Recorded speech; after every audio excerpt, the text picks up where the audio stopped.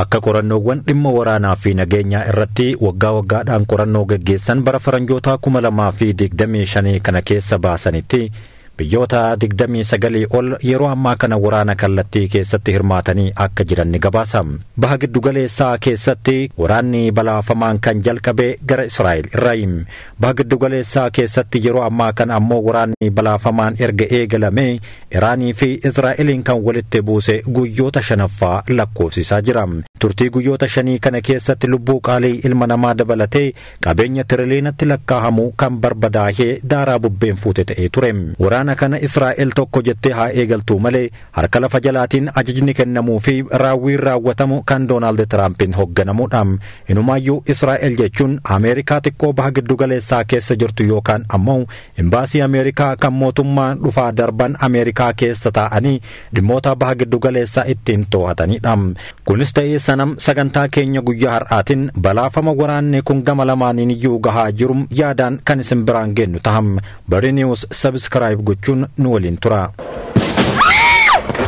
Waggoota 80 har'aa dura yeroo biyyi Israa'el jedhamtu hundeeffamtum eschoo baganaaf hundeeffamte michuu fi waahila jireenya koonaaf taata jechuun beekamtee biyyummaa Israa'el biyyoota jalqabaa irratti kennan keessaa tuqe waliin jecha waggoota hedduu lakkoofsifatanii turan.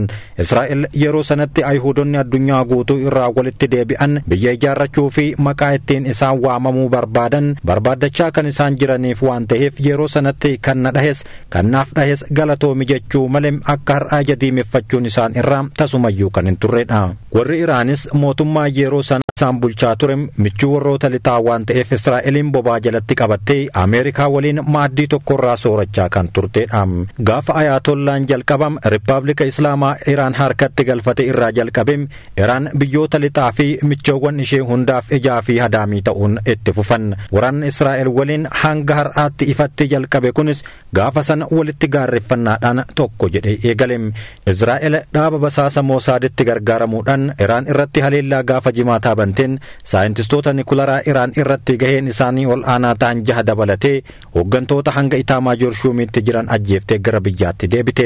Iraanis deebii sa'aatii 24 keessatti fudhatteen buufata doonii lafee dugdaa Israa'el ta'e dabalatee iddoowwan tarsiimaoodha jettee yaadde irratti haleellaa misaa'elaa jalqabde.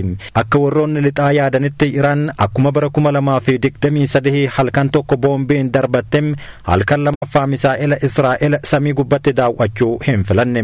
Walitti aansitee rooba guyyaa 4 geggeessiteen Benjaamin Netanyaahum akkaan aarsitee jirti. Israa'el waraanuma ofii jalqabdeen hadaraa lammiileen koona jalaa dhumaa jiru sagalee nuuf tahaa biyya tana nurraa qabaa jechuun halkan afraffaa irratti lallabachuu jalqabde.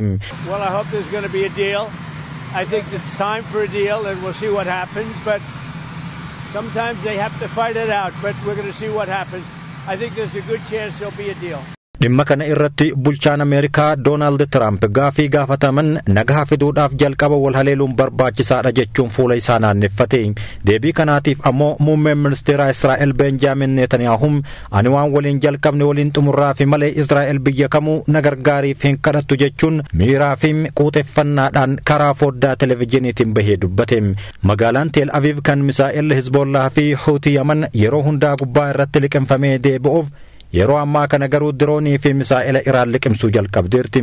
Meeshaan ittisa misaa'elaa kan pirezidaantii Ameerikaa duraanii Joo Baayiden hidhachiise jedhamuun hamatamu misaa'ela Iraan irratti ittisa gahuumsaa dhabee burjaajii cimaa keessa seenee jira. Iraan gama isheetiin haleellaawwan hanga ammaatti raawwatte yoo gaafatamtu lakki kun yaaliidha malee haleellaa kallattii miti jechuun deebifti. Akka warraaqsi Islaamaa Iraan jedhutti humni ittisaa Iraan misaa'eloota hanga ammaatti gadi hin baasin kan maqaan isaanii iyyuu hin himamin hedduu jira waan ta'eef guyyoota muraasa yookaan guyyoota itti aanan keessatti nu eeggadhaa jechuun dhaadachuu isaa itti fufee jira.